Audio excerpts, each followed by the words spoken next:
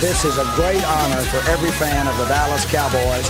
I'm honored to be in the NFL.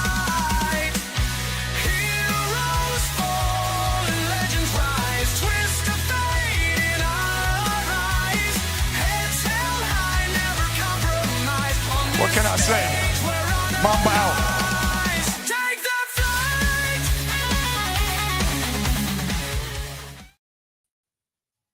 All right, what's happening, everybody? Welcome to the afternoon show presented by ESEN. I'm Chris Gonzalez, joined by Tony Gonzalez and Jay McLovin. How's it going, guys? I think Jay froze up.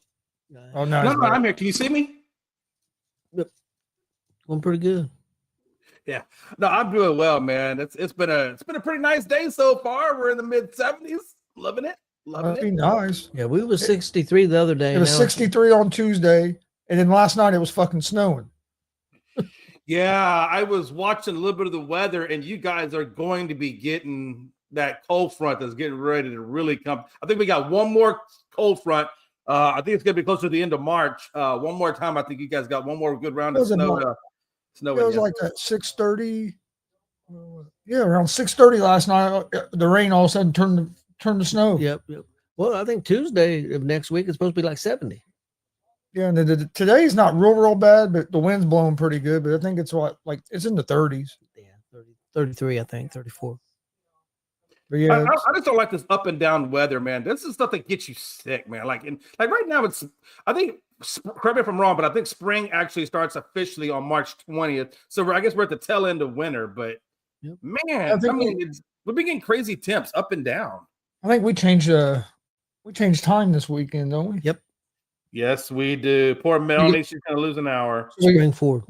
Oh, we go forward? Yeah. Spring. Yeah. Getting spring. Yeah, fall back, spring forward, killer. That's the only reason I can remember that fall. That means spring forward. That means the bars will close early Saturday then. Well, that means you go get you a bottle and finish it off at the house. What are you talking about? Because when it gets to that time, it'll jump up to 3. So this weekend? Yeah, but they're playing. I don't think I'm going. They're playing like 2 hours away. Oh, that's a long way away. They're playing in Angola at this big venue in Angola. It was sold out or pretty much standing room only last time they played there, but it's just too.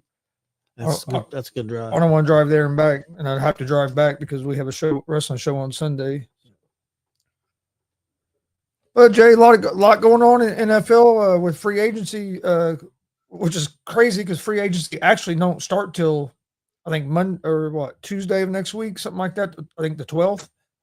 Yeah, you're already seeing a lot of deals. They can officially sign as the 12th. Yeah. But you're already seeing a lot of deals start to come, and players requesting trades, and it's going to be interesting to see what all happens. I know you just wanting to start with Seattle because we didn't get to that yesterday. So, Seattle's wanting, from what I heard, a first-round pick and a third-round pick for DK Metcalf. Plus, it's reported that Metcalf is wanting $30+ million a year. So if you do trade for him, you're gonna have to sign him as well. I don't think they're going to get anywhere near that, close to that. I mean, we just saw Deebo Samuel, who's only like a year older, go for a 5th-round pick. So to me, it'd be hard to see Metcalf go for a first and a third, and have to pay him $30-something million a year. So I can see him getting moved. I don't see Seattle getting what they're asking. No. What is DJ's age? I know I think he's also another guy that's in the mid-20s. I think he's around 27, 28. I think he's 28 or 29, if I remember correctly. I heard it earlier here. I'll look it up real quick. Jay, would you give up a first-round pick for him? It depends. Depends. Hold on. It depends on the situation. If I knew, look, DJ Metcalf is a strong, physical, quick wide receiver. He can take a lot of stuff. So I might take a flyer. For example, if I'm the Redskins, if I'm the Commanders, I might, because I could put him opposite of TJ McLaurin, and I really feel like they're really super close to getting over into that Super Bowl caliber team, and that might be the difference maker off of McLaurin. I don't know, man. I might give it a flyer. These are the rumored. Here's the rumored teams to be interested in him: Bills, the Packers, the Patriots, the Chargers are teams to be looking at. That maybe be looking at Metcalf. Also, $30 million a year. That's a lot. I don't know. He's 27 years old, Yeah. Dave. I think they'll get. I can see they might get a first round pick for him, but I don't think they're going to get a first and a third. I think it more likely might be like maybe a third and a fifth or something like that if they're going to want multiple picks. Especially with the team going to have to come up with that, because it's going to be a team that has quite a bit of room on their salary cap too, to be able to fit him in there. Well, see, I don't see New England giving up their first round pick where they're picking at for him. I don't see any way. I feel like, and Seattle really don't have the leverage because he demanded it. Like he asked for a trade. So teams know he wants out of there. So it's not like Seattle really has like the leverage of a whole lot of leverage. Plus, you got guys like Devontae Adams out there now also. That don't help things. You definitely got some players in them. It's going to block it up for them because now you got Ayuk, which is possibly linked to the Patriots I've seen. Yep. And then you've got, like you said, you got Tyler Lockett, you got Devontae Adams. Now you got DK Metcalf, and it's going to be hard because there's going to be options out there that he's going to have. Yeah, Stephon Diggs. The one dude was real good. He used to be good with Tennessee. He played with Kansas City last year. Hopkins. I mean, I'm not saying he's as good as Metcalf, but you're talking about getting him for a lot less money.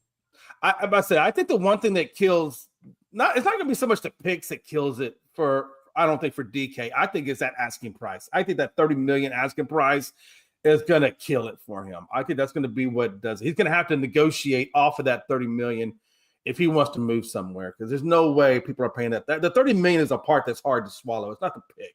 A first round pick for a guy who's still got a lot left in the tank. I feel it's not the problem. It's that $30 million. I don't think he's worth $30 million. Especially when you look at it. I think that last ranking that listed the salary expectations on the tenders, $23 million is what it is for a wide receiver. Yep. So I mean, to go from $23 million to $30 million for a guy that's 27, getting ready to be 28, I don't know. That's a lot to swallow. That's a lot to swallow. Jay, you was talking about that. I seen that list too. It was interesting because running backs was one of the worst paid, and I mean even safeties got paid better than running backs. Yeah, I mean think about it for a minute. Think about that just for a second. A kicker, for crying out loud, gets on the tender $5.5 to $6 million. 5.5 to 6, and you're going to give a running back at the top of the tender at $13 million. Like that's where we're putting the value of a running back. He's very, very close to being what a kicker gets. I mean, but that's starting to change some too now because you just saw the deal like Barkley got. Because if you look at it, like over the last 3 or 4 years, running backs was having a hard time getting that big second deal. Or get, they were, I think that's a one-off, though. I think Saquon is a one-off. Like, you know what I'm saying? Like, he's a generational kind of. Where I don't think it's going to be as much of a one-off is like I think a guy like James Cook is going to get more now. Not saying he's going to get a Saquon Barkley contract, but he's going to get more than what he would have. Yeah, because the market changed a little bit, so he's going to get. He's going to get a little higher than what he would have. Take your boy over there. I think it's going to help some of these other guys get more money than what they would have. Not saying they're going to get what Saquon did. Right. But if you remember 2-3 years ago, a lot of these running backs were getting franchise tagged and then not getting a second deal, getting moved on from because you could find a rookie running back to give you about the same production and a lot cheaper. Right. I will say, though, that before Saquon got his, the first big contract after all that stuff came down was your boy Jonathan Taylor. I think he got, correct me if I'm wrong, was it $11 million? I believe he got a year on that contract.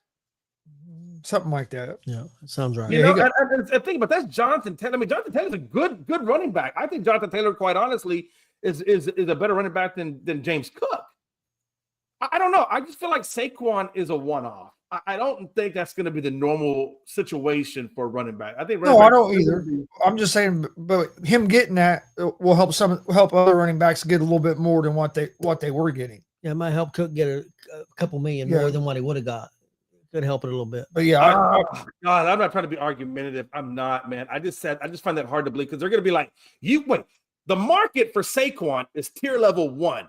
You're like tier level 3. I know you're saying that him getting that contract, but him getting that contract, I don't think moves the needle because there would have to be more guys like Saquon to really move that needle up. And there's just not. There's just that one guy. Well, part of the problem with running backs too that a lot of decent running backs are found in the 2nd, 3rd, 4th round. So that hurts their value. I mean, because you don't have to take a running back in the 1st round as a first pick. So that hurts. I think that hurts the running back value. I mean, and the fact that running backs, like Chris said, usually after the first deal, people move on and absolutely. So this kills the value, and they take a beating. Yeah. Well, look at us for example. We had Tony Pollard, moved on from him because he got too expensive. Now he's out there with the Titans. Brought in Dowdle. Dowdle gave us a good season. Now we're looking at possibly moving on from him. For a possibility to get Gentry. Now, I'm not mad at that because Gentry is a hellified running back. But still, to your point, in Gonzo's point, they move on quick from them guys. They don't stick around. And why would you, Tony? Like you said, they're a dime a dozen. And let's be honest. I think we all know that the NFL is moving away from the running game. The running game will never go away. But I'm saying it's not a big priority anymore. It's a passing game. The big splashes, the tight end you're starting to see become more of an important position. Look how many tight ends now. I remember when we were going for fantasy football, tight end was a really tough position to get points at the fantasy level. And now you're seeing all these tight ends just taking off. And it's not hard to find a tight end anymore to put up decent points in fantasy. Yeah, that's true. Chris, I was going to ask you this. I seen a report that the Colts was looking at Gentry. Why would you look at Gentry when you got what you have?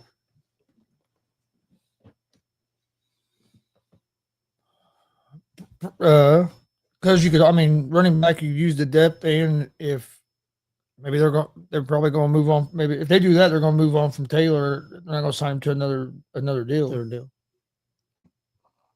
Yeah, I just seen that report, and I said, man. I like Gentry, don't get me wrong. And if I remember right, because wasn't there some kind of option on Taylor's deal as well? It could be. I'm gonna be real surprised I'd be really stunned if Gentry makes it all the way down to 12. That's where I'm at. I just think somebody's gonna snap him up within that first 7 picks. To be honest with you, yeah. I feel like this is probably gonna be one of the best running backs to come out in a while.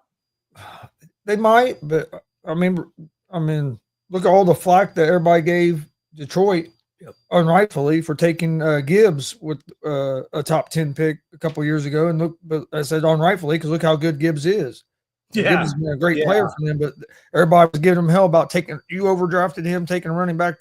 There's no way you should take a running back that high. And I think he proved them wrong. That Gibbs and with that happening, that might help Gentry as well with that happening just a couple years ago where somebody did take a running back in the top 10 pick and it worked out. That might help convince somebody to do it again.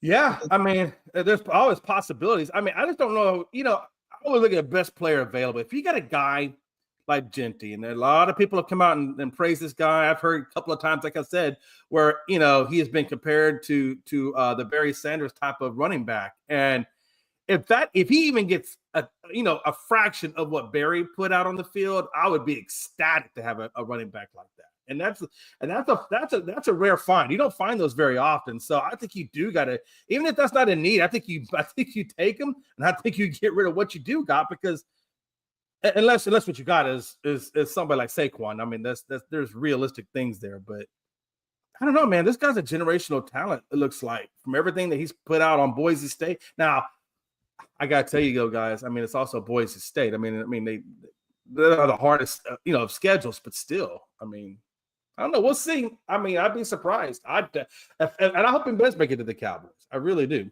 because we need something like that. Taylor becomes a free agent after next year's season, at the end of the 2026 season. So that might be why the Colts would be interested in Jeanty if he's available, because they could get him and then they could move on from Taylor when he's a free agent if they don't want to sign him to another big deal. Where's Indy drafting at, Gonzo? What are we, 14th, 15th? 14th. Yeah. I gotta tell you guys, I feel like this is the draft where we're gonna see some trades in that first round. I think we're gonna see some trades. And I would not be surprised if Tennessee's not the one drafted first. You know, I think if I was Tennessee, I might opt out of that first spot and try to gather up picks. I think you're going to see a lot of teams in the top 10 trade back. Yeah. Yeah, because I don't think this class is as deep as other classes. And so I would probably be trying to gather up picks for future classes, honestly. It's not as deep, and it's really not as top heavy, especially at the quarterback position. It's not. The top quarterbacks in this year's draft would have been probably the 6th or 7th quarterback rated quarterback in last year's draft. Right. Sanders and Ward were probably the 5th or 6th best quarterback coming out if they'd have came out last year. And this year they're the top 2 guys. You know, clearly it looks like, I think now, I mean, there's no guarantees, but you know, you got Archie Manning making his debut as a starter. What's up, Joe? What's up, Joe? It's good to see you, brother. You think a guy like Archie Manning, you know, I mean, he's getting ready to make his big time college debut as a full-time starter for Texas in the SEC. If things go his way and if he produces, you know, at a good level like he was been doing in high school, like with his uncle, you know, I mean, somebody's going to be out there wanting to grab him. And I think he does 2 years at Texas, and I think he's gone. So you're looking at what, 26, 20 in the 27 draft, I think is when Archie will come out. So I'd be maybe, and if you look at the Giants, he could possibly come out next year, but I don't think he will. I think he'll finish all 4 years of college like Peyton and Eli did. Yeah. Because the reason I say that, not because they did, I just think he will, because if he was the type, he hasn't came off like the type to be in a big hurry. Like, because look, he could have left Texas and went anywhere else he wanted to and play. And he's sat in Texas for 2 years and wasn't worried about playing. So that's why I think he's going to play two seasons at Texas before he moves on. No, I totally 100% agree with that. I'm glad you said that, because that's exactly what I was thinking. I don't think you sit there behind Quinn Ewers for 2 years, like you said, when you could have moved on. I think if he was really going to do a 1 year and done and get out the league and go make his money, I think he would have gone into that transfer portal. Somebody would have snagged him up. He would have been a starter somewhere, and he would have done that. Especially because I think he's better. I think he's better than Ewers. Yeah. Oh God, he's better than Ewers, dude. Ewers had his moments, right? Great regular season quarterback, and he can put up some battles. Golly, man! In the biggest of moments, Ewers just isn't your guy. I don't think in the biggest of moments, Ewers is your guy. I think that game against Ohio State kind of showed that, you know, he's not your guy. I think when they pulled him out against Georgia the first time, it kind of shoots you that he wasn't the guy. So I think Ewers is going to be a great backup quarterback somewhere. I do. I think he's going to be a serviceable, good backup, but I do not see this man with high starting potential. I think Ewers is a 3rd or 4th round selection somewhere. I heard that he did pretty good at the combine. I heard that some people think his stock went up some. Yeah, they said he threw pretty good. I'm not saying he's going to be a number 1 pick or anything like that. I agree. I think he's more of a 3rd round, maybe. Yeah. You know who else who kicked ass in the combine? Jadeveon Clowney. Yeah, that's true. Hey, Dad, I don't know. I don't really put a lot of stock in this combine. I think if you're going there to see what somebody has to offer and you don't know a lot about them, okay, combine's good for that. But, I was looking at a mock draft from Sports Illustrated for Dallas. Their first 3 picks, they've got Dallas taking Lufer Burden the 3rd from Missouri with their first pick. Their second pick, they got him taking a running back, Quashon Judkins from Ohio State. He's good. Real good. He is a good running back. And I'm looking for the 3rd one. 3rd pick, Alfred Collins, defensive tackle from Texas. The I don't mind that one. I don't mind the call. I don't mind the last 2 picks you said. The first one, I don't know much about that guy. You say he's from Missouri. What he's position good. was he? He's a pretty good receiver. He's good. Okay, so if they went that route, I gotta believe, and I would like to see the rest of that draft that they're pulling that off of. I'd love to see where Genty goes. I wonder if they got Genty going in the top 10 before Dallas has an option to look at him, or I wonder if Dallas passed on him to get this receiver. Because if that's the case, if Genty's available, they pass on him to get this guy, this wide receiver that you just mentioned out of Missouri, then that means they must feel like they want to put somebody on the other side of CeeDee Lamb to take some of the pressure off CeeDee. But then that also makes me think that Dowdle would get re-signed. But I'll tell you what, if they got that receiver and then was able to get that Judkins at running back, that'd be a pretty good move, because that Judkins is real good as well. Oh yeah, no, look, if you want to go after Judkins, I watched him. I watched him against Texas. I saw how that guy played. I watched him a lot. I watched him a lot because just Big Ten. I watched a lot of the Big Ten football, but yeah, he's good. Ask you this, Gonzo. I'm just curious, if Genty popped up at 10 for Dallas, what would you do? Would you go wide receiver from the one from Missouri, and then hopefully you get Judkins in the second, or would you make the splash on Genty? How would you play that, Gonzo? Depends on what position I felt I needed more. No, right now they don't have honestly, a running back if I felt like I need getting a receiver on the other side of the Lamb was a big priority, I would go there first, because there's pretty good depth at the running back position in this draft. Right. If you don't get Genty, you can still get a good running back, because you got Ohio State has 2 real good running backs that came out in the draft. And then you have some other ones from other places. So, I mean, I think there's more depth at the running back. So if you're going to wait on a position, that's a position you could wait and still get a really good one in the second round. That's actually a really good point. That's a wide receiver. I don't know if there's quite that kind of depth.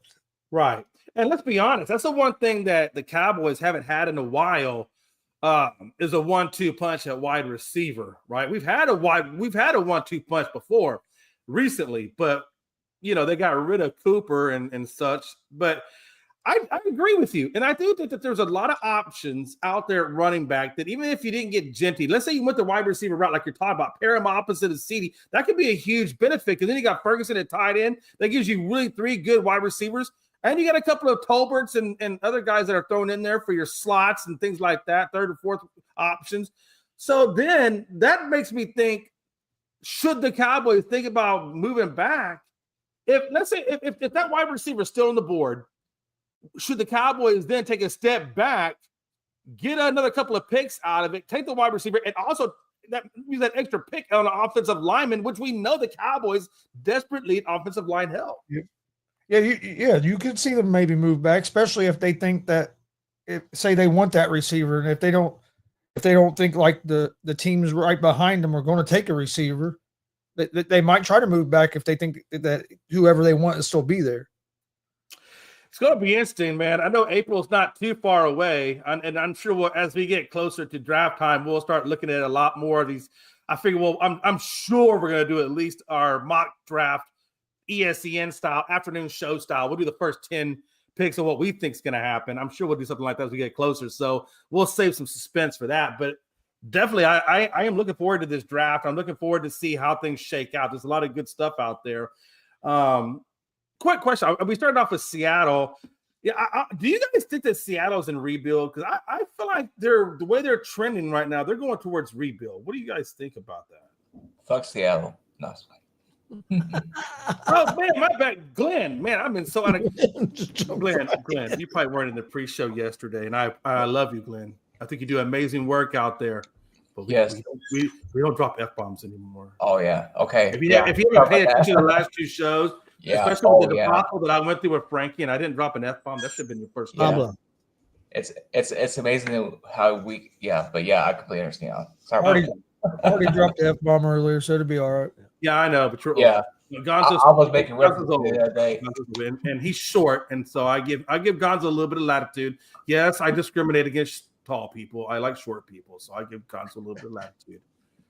But no, okay, Glenn. Let me ask you a question, man. You said Seattle, okay, but do you feel like they're in rebuild mode? Absolutely. It's going to take them a little bit to get back to where they were.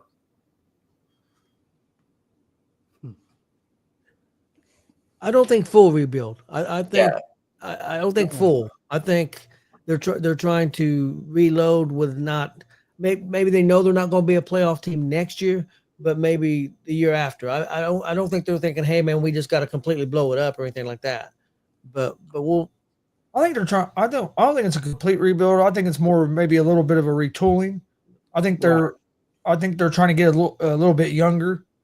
Like you're seeing, Lockett got released. Metcalf could still be with Seattle. I mean, he asked for a trade. I mean, they don't have to trade him. I mean, we've seen how that stuff goes. I mean, I would be surprised if DK was begging for a trade after he saw Tyler get cut and all these. Look, guys, they literally cut defensive tackle Roy Robertson Harris. They cut linebacker DeMonte Jones. They cut offensive tackle George Fant, which I don't know why you would cut him, but anyway, they cut him. That is all to say $27 million in cap space. So Seattle's seriously trying to clear up a lot of cap space, which I think is why they're asking for these picks, is to get underneath the cap and still put. I feel like I really do. I feel like Seattle is going. If it's not a rebuild, it's definitely a retooling. Jay, let me ask you this: it's on the subject of Seattle, but it's also bringing New England into it. If you're New England, I wish Frankie was on. If he was New England, wouldn't you go after Fant, offensive lineman? Yeah. I would be jumping all over that. I'd be trying to get him. He's very good. Well, for sure. I mean, look, let's be honest. We still have got a long way to go before March 12th. There's a lot of offensive tackles out there that could be pursued. So, I think you look at Fant. I think you look at a couple others that are out there, and you figure out what you got to do. But I definitely think that I have a feeling Patriots are going to start making some moves. I don't think he's just going to sit idly by and not take some offensive tackles or guards or what have you. Yeah. By the way, Cooper Kupp, Joe, man, I don't know, man. I mean, I'd bring Cooper Kupp in. I just don't know what his asking price is going to be. Speaking of teams releasing people, Joey Bosa, a name that a lot of people probably never thought they'd hear that got released. Got released by the Chargers. This is definitely them. This is definitely them trying to cut some money for the cap. And I mean, he's a great player, but he has a lot of injuries. Has missed quite a bit of time. So this is, and you know what this tells me, as I think signals to me as well about the Chargers. I think this signals that they're probably going to re-sign Khalil Mack. I think that Mack is probably going to ask you that question. You think they signed Khalil back? I think they re-signed Mack now that they end up moving on from Bosa, because I don't think they cap-wise could keep both, and I think they went with Mack partly because of Bosa's injuries. And he thought maybe they could re-sign Mack at a cheaper deal. Yeah, they could get Mack a little bit cheaper than what we're going to get Bosa, but the Bosas are known for getting every penny they can. That's why a lot of people, like you mentioned it, that I think it was Rappaport had said that Bosa would like to go to the 49ers. Well, I'm sure he would. He'd love to go play with his brother, but if he's going to do that, he's going to take a pay cut, because the 49ers don't have the money. They don't have the money to pay him top money and his brother top money and everybody else top money. Well, if they could get rid of Ayuk, that would help some. Let me ask you guys this, though. I mean, when I think of the name Bosa, the first thing that comes to mind, if you say Joey Bosa or Nick Bosa, what is the first thing that comes to your mind? Both of them, I feel, injuries. Can't stay healthy. Can't stay on the field. Always got a problem. Great talent when you're on the field, healthy, but overpaid in Ohio State is two things I think of. Yeah. But they're good players. Yeah. No, seriously. No, say it with your chest. I mean, because you're not wrong. Oh, no, I'm not wrong. Yeah. I mean, I just feel like these guys are good talents, but man, they can't stay healthy. Does that say Pete Rose Jr.? Yep. It's a reference to what we used to talk about in the chat last night. I don't even know what Pete. That was funny. So Frankie's like, I'll have to look at the chat later. I had Tom Brady Jr. as my nickname in the. I know one thing. You guys league. need to learn. We need to put like a fucking curfew on that chat. Like after midnight, no more messages in that damn chat because the phone it'd be 1 a.m. The phone would just be going ping ping ping. Ping. Like, damn guys, I know, man. Oh, hey, listen, Melanie woke up the other night and says, if you don't tell them in that chat. I turn mine and I want to sign in my mind, man. Hey, look, man, you know what though? But look, guys, if you're in a sports chat with a lot of people who have no lives, you better. I know. I'm just saying. I'm kidding more than anything, but yeah. I know you're kidding. I ain't kidding. I had a silent mind because my wife works overnights and she comes in, she's trying to sleep at 8 o'clock in the morning. Ping, ping, ping, ping. That's what I'll do is I'll put it on my phone on silent until I go to bed. Then I'll turn my ringer back on that way in case anybody tries to get a hold of me. That's when I start hearing. Look, cut the BS. Cut the BS. The only one that really truly probably gets pissed off in that whole household, and probably actually I think runs the household, is Pablo. Pablo. It's all about freaking Pablo. I really do. No, seriously. And Glenn, I don't know if you've noticed this, but I truly believe by the way that Gonzo has total freedom in that house, I think he runs it. I think he runs it. Pablo does. Hey, ask me what Pablo eats. Pablo has smorgasbords every day. He has $10 roast beef. Chris, am I lying? $10 pound roast beef, chicken, hamburger. He got a plate of hamburger over here right now. Pablo will work off some meatloaf later, you know.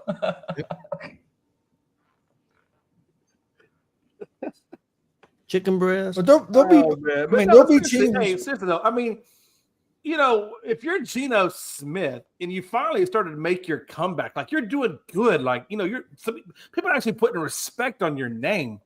And now you see probably your top 2 wide receivers possibly gone. You done lost one of your offensive linemen. You see the defensive guys, you know, you see guys going left and right. You're not bringing a whole lot of people in. Do you think that makes Geno think like, okay. I don't think I'd be worried. I don't think Minnesota. Yeah, I don't think Geno would be worried yet because all teams cut some players around this time and you lose guys. I think if once free agency starts here in the next couple of weeks and if they're not making moves to add some people to replace the guys that they lost, then I think Geno will be worried. We'll start getting worried. And also how the draft. Well, I agree with what Joe's saying. That's why I agree with what Joe's saying here, because I don't think Seattle's going to trade Metcalf. I think that's why their demands came out with they want 1st round pick, 3rd round pick, and all this because they're not. I don't think they want to trade them, so they're making their demands so high that they know nobody's going to jump on it, or they're going to get a lot for them. Yeah. So I could see Metcalf still being in Seattle. I mean, you never know. Hey, I understand what you're saying. And I tell you what, I'll be honest with you, Metcalf's a really good player, but I've watched games on the side the way he is on the sideline sometimes. I don't know. I wonder if some teams. I mean, I know because you're a star that they take the headaches, but I don't know, man. I've seen him come off on the sidelines and bitching at the quarterback. They didn't get the ball and all that bull crap. I don't know. Oh, all he has to do is start reading the book on the sideline. Everybody will forget that he does. Here's the thing, though. Here's the thing. Look, if you're bitching at the quarterback, to me that's not a problem. It's really not because look, I expect guys wide receiver 1 level status, especially ones that are good wide receiver 1 level status. They're going to be competitive. There's going to be look. That is a very competitive sport. When you really want to be a champion, you're going to have those types of tempers. I get that. As long as he doesn't let it distract or kill the team, then that's another issue. But having a flare up here and there because you're pissed off or whatever, you want the fucking ball. Just like Jim McGinty said, in replacements, winners always want the ball. That's true. I don't fault that. Jay, I agree with that except for one thing. To a point. I agree with that except for it depends. If you're still getting first downs and you're still scoring and your team's winning, if you're the decoy, it shouldn't make a difference. I know you're competitive. Now, if people ain't getting the ball and they're not looking at you and you're not getting the ball and your team is not successful and you're not getting the first downs and you're not scoring the touchdowns, then I can understand being upset. But if your team is still successful, if Lockett's going down the field and caught 3 touchdowns that game, and you win the game by 2 touchdowns, why should Metcalf be upset if he didn't get the ball? That's just. I mean, I'll tell you right now. Hey, listen. When I played high school football, that was many freaking years ago, like early '90s or back in the 20s, probably like late '80s. 20s? But I thought it was 20. Yeah, right. Hey, but no, seriously. Hey, when I played, if I didn't get the ball, I was pissed off too, Tony. I would tell the coach I was pissed off.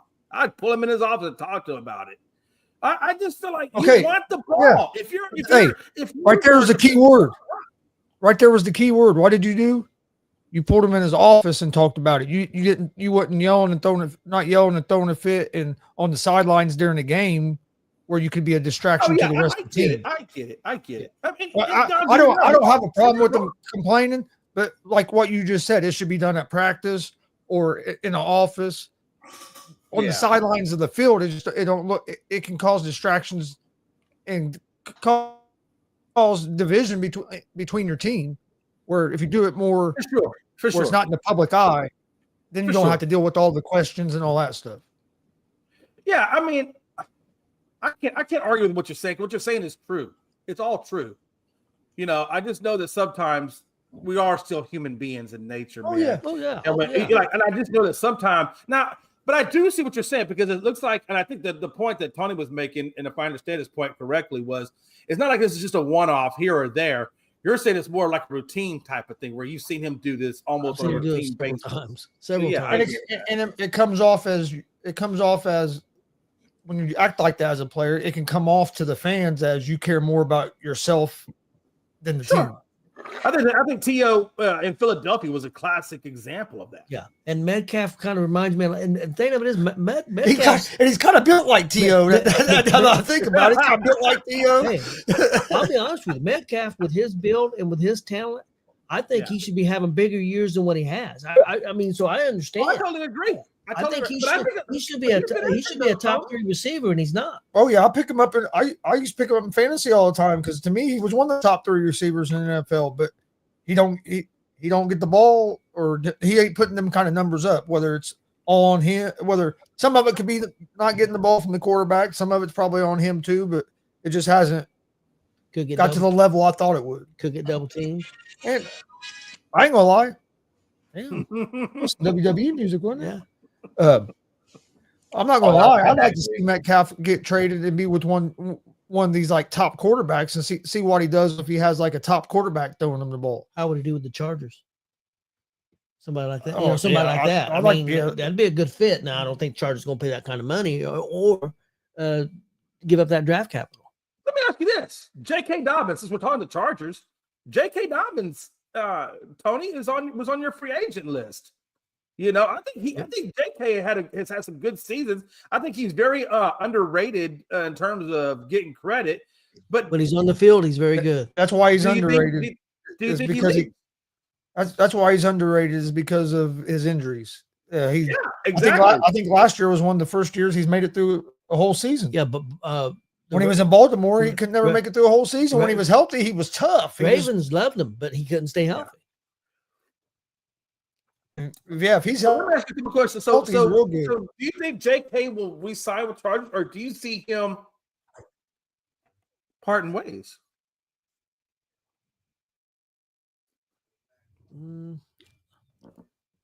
I could see him re-signing there because they could re-sign him probably and not have to pay a bunch of money, and then they could always pick up another running back to have on the roster for some depth as well. Do you think the Browns could be interested in him with the fact that Chubb's leaving? Well, they got that back. Who's their other quarter? They got another running back over there that's actually pretty good. I forget his name though. Dang gummit.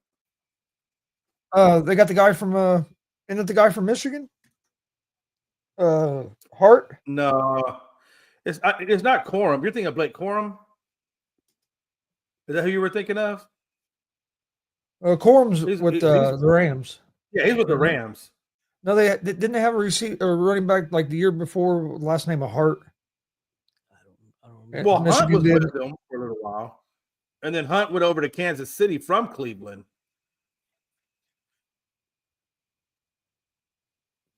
I know you're doing like I'm doing. Look at depth charts. Hey, I can't remember all these damn names, man. Ford. Good afternoon, Billy Jerome Mills. Ford. And then they also have Dante Foreman. So they've got like 3 good running backs. I mean, Ford and well, I should say there's a more serviceable running backs, but Ford actually ran the ball pretty well last year for them, to be honest with you. I think that's why Nick Chubb. Yeah, he did. Because if you look at before Nick Chubb came back into the mix from injury, Ford was actually sure putting up Ford's some pretty still good with him? numbers. Are you sure Ford's still with him? As far as I know, unless they traded him and didn't say nothing. Thing I'm looking at says the Chargers have running backs Gus Edwards, Kamani Vidal, Hassan Haskins, and Jarrett Patterson on the roster. Patterson spent most of last season on the practice No, I'm squad. talking about Cleveland. Cleveland has It's Ford. about Cleveland. I thought you were still talking about the Chargers because you were talking about J.K. Dobbins. No, I mentioned that Dobbins might go to. Yeah, and then you said who's the backup for the Chargers, so I thought that's what No, you were we're looking talking up was the about backup for the Chargers. backup. I also No, looking up the backup for the Chargers. He looked backup. He's talking about backup for Cleveland. Hey, see, Tony, watch this. Look, Tony, watch this. Tony, you ready for this? He don't speak old people. That's true. He said every time, hey Jay, you know I'm 47. I'm right behind you. Yeah, but you don't speak old. Whoa. 47. I'm not 47, dude. Don't be out here. whatever. Hey, don't be doing that. That adds years to me. No, because he said I'm not that much younger than you are. I'm like, I'm not, but I'm not 47. He's 44. oh my bad. Does that hurt you? They gave you 3 extra years, you son of a bitch. Okay. Yeah, That hurt me. yeah, I did. That'd make me 64. I'm almost 65, man. Calm down on that. Hey, no. But Tony, you don't look 60s. I don't know. Tony, nobody care about you. You look like you're like in your 30s. Calm down. You're I not aging. agree with You're that. like but my my age. body feels like it's 80. You look young. I look old, according to Jay. Well, okay. I'm Well, in actuality, I'm just saying, somebody looks a little younger than the other one. I'll leave it at that. I'm gonna leave it at that. Question. I'm gonna leave it at that. How old's Glenn? I don't have any 37? idea. How old is Glenn? What did you say? 37. 37? Okay. That Glenn's a young pup. Yeah. He's about the same Is age it as just me, or do Well, y'all same age think as Frank. that Tony would make a really good Yoda? Yeah. He made Mexican the Ewok Yoda? too. I'll be the Mexican Yoda. He'd be the Mexican Ewok. no, no, I did. I like Yoda better. I was looking Yeah. up the Chargers because when we were talking about Dobbins, I thought you asked who their backup was. No, I was because he had talked about Chubb, and I said, well, and I was talking about his back. Yeah, Cleveland has Ford, yes. Yeah, And he's pretty good. Ford, whoever gets Chubb, that's such a. See, I'm very intrigued with Chubb because I felt like last year you can't really gauge him on last year because he was still getting his feet underneath him because he'd been out for so long. I think you can get Chubb at a very inexpensive deal. Oh, Well, yeah. 1 year, prove it. Make sure your knee is good, your leg is good, and then you can play him the next. If he does well and balls out, then you can pay him. I wouldn't mind if Dallas took a chance on him. To be honest, I think a lot of people will be interested in Chubb because that's for one, you won't have to pay him a whole lot. And look what Derrick Henry did last year with moving from Tennessee over to Baltimore. You know what I mean? Yeah, And kind of absolutely. Same thing with Saquon. Look what Saquon did in a new environment. So I mean, you put a guy like Chubb in a new environment with a good offensive line, he could put up some numbers if he's healthy. That's really what he needs is a good offensive line. He didn't have much in the way of that with Cleveland. I think if he put him in a good spot, and I don't think he uses him as every down. Well, maybe he could. It depends on how well he plays. He might be able to use him as every down, but. Colts can bring him in and pair him up with Jonathan Taylor. That'd be a good 1-2 punch, thunder and lightning, baby. I wouldn't have a problem with that if they were brought in Chubb because if you can get him on because you probably get him on, like you said, a team friendly decent deal. You could bring him in as running back depth to have with Taylor, and him being a totally different style running back than Taylor. I think, like you said, would give you a good 1-2 punch. Yeah, absolutely. Absolutely, because I think you got to still work Chubb back into it slowly because that was a hellified injury that he's coming back from. And I still think you got to take it easy with him until you get him fully, until he feel or you take it at his pain level. If he feels good and if he feels young, then I think you let him ride. You let him get back into the saddle, and I think you get a very inexpensive, like you said, for Jonathan Taylor. It gives him a break. And, Hey, how's it going, Billy? And then Billy. Jay, Joe had a question. I'll let you go first because it's pertaining to the Cowboys. Shedeur Sanders That's a good question. falls to us in the first round, would take him. Or no, I'm passing up on his ass. I'm sorry. I don't believe in Shedeur Sanders. I think I stopped believing in Shedeur Sanders when he wore the hat backwards on that television interview. I forget where it was at he was doing, but I just don't think. No, I don't. Wait a minute. I got to ask you a question, Jay. Yeah. Why did Shedeur Sanders having his hat on backwards why was that the reason that took you off of him? Right. And I'm gonna tell you, too easy. That's why the easiest damn decision or a question you can ask me. It's all about professionalism. It's all about being a professional. It's all about doing the right things. And because it all goes back to attitude. It all goes back to up here. Discipline. If you're not a disciplined quarterback, I don't need you. If you're not a true leader and showing the other guys at how a professional conducts himself, no, I don't need you. It's more of a character thing, right? That's a problem. I think we fail to look at sometimes. It's character, right? And that's for me, it's a character thing. Okay, so you think if somebody has their hat on backwards, that shows bad character? I think it shows a lack of being. Yeah, I think it's a lack of character. I think it's a lack of character. I think it's a lack of being a professional. It's a lack of showing that you're a leader. It's a lack of a lot of things. I think he's cocky. I think he's got that Caleb Williams type of vibe to him. I agree with you on that. I was just wondering why the hat was why you were out on him. Look. If you want to take you seriously, take you as somebody who takes their job seriously, that wants to win, that wants to do the right things, that wants to be the leader of a team, a captain of a team. This is the most important position on a team that sets the tone for everybody else. Yeah, you better damn well believe I'm going to watch the way you carry yourself.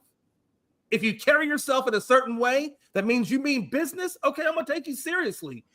If you look like a clown, I'm going to look at you as a clown. So by your theory, you thought Ken Griffey Jr. was a clown. I didn't watch Ken Griffey Jr., so I can't really speak on that. He wore his hat backwards almost 100% of the time.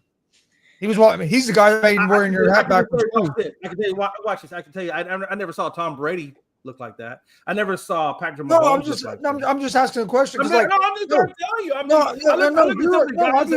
I'm just saying, like Ken Griffey Jr. He's the guy that made wearing your hat backwards cool. Like that's why a lot of people started wearing their hat backwards was because of Ken Griffey Jr. Jay, I get what you're saying, but I think some of the effect, and I could be putting words in your mouth. So if I am, I'm sorry. But you can answer this. I think with the attitude being added to that, I think because Ken Griffey Jr. had a great attitude, so I think if Shedeur had a great attitude and answered everything right, and it was a team guy and everything, and he just wore his hat backwards, I don't think it would bother you as much. Is that true, or am I wrong?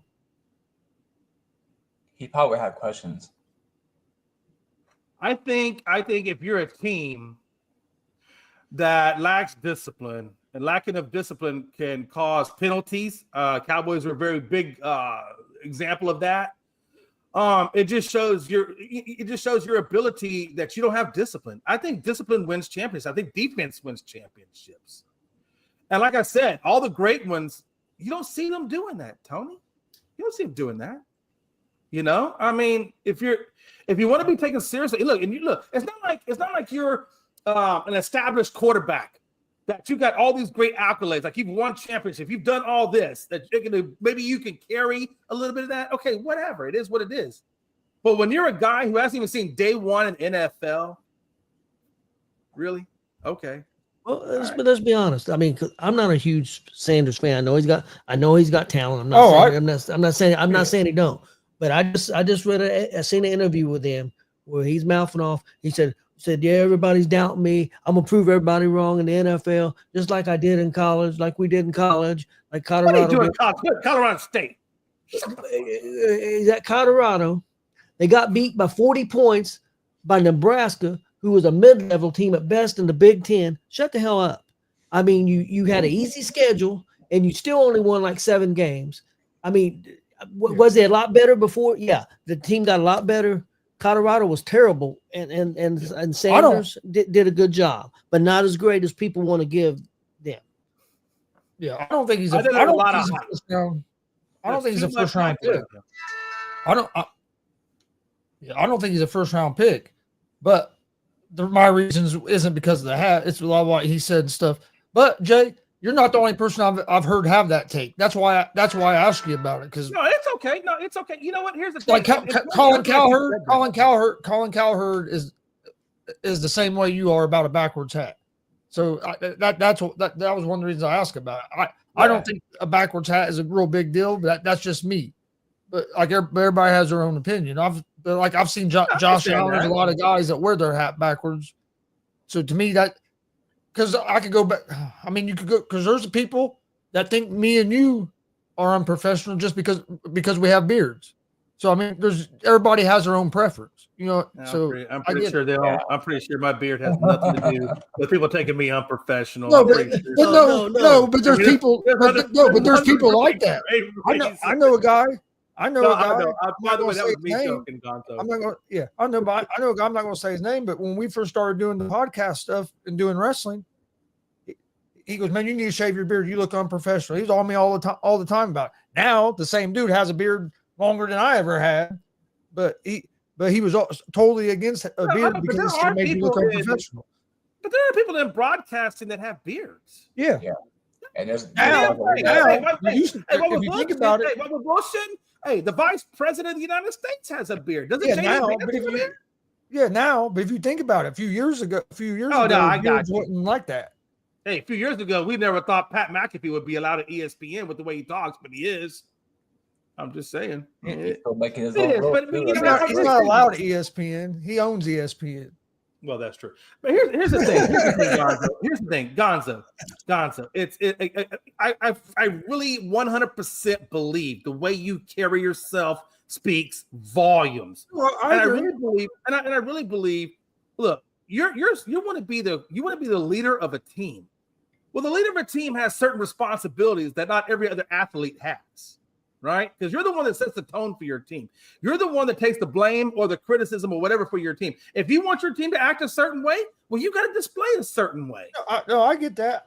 Just in my opinion, I get what you're saying. Just in my opinion, the backwards hat that isn't affecting that. It's all of his other stuff. It's what he says. It's like I agree with that. All of it. It's the whole package. I think he's professional. I don't think he's a leader. But you don't think the hat is the whole? Yeah, I don't think it's because of the backward hat. What I'm saying though is, watch this. I think the backward hat is just the first. You know how you meet somebody, you don't got to talk to them. It's just first impressions. It's just first impressions, and that's the first impression I get. And then, like you said, the way everything else is just a microcosm of the hat. The hat is just a symbolic thing that shows. Hey, how do you feel about people that wear their underwear backwards? Like Joe's talking about. Is that a thing? And Joe, why would you be wearing that? He said to the fact that he wears his hat backwards doesn't matter to me, and then he said some people wear their underwear backwards. That might be an Italian thing, Joe. I don't know. It could be. I don't know, but I don't know how to answer that. I think that might be a Italy I thing. could say something, but I don't want to get kicked off the air. But I don't want to get trouble. Tony. Well, anything else you guys want to touch on before we get out of here for today? Man, after the whole underwear comment, I don't know. I can't think of anything else now. I'm just thinking about why is Joe knowing people that wear underwear backwards. Hey Joe, I knew it was a joke. It just went over Jay's head.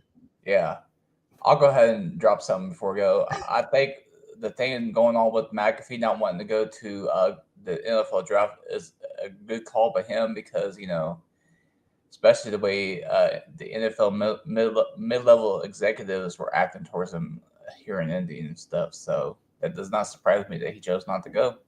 He pretty much told him. I'm very upset that he's not going because I watched his draft coverage last year and I thoroughly enjoyed it, which Chris had told me before how good it was. And I thoroughly enjoyed it and was looking forward to seeing his draft coverage again. And I don't want to go back to watching that boring shit that's on the other channel.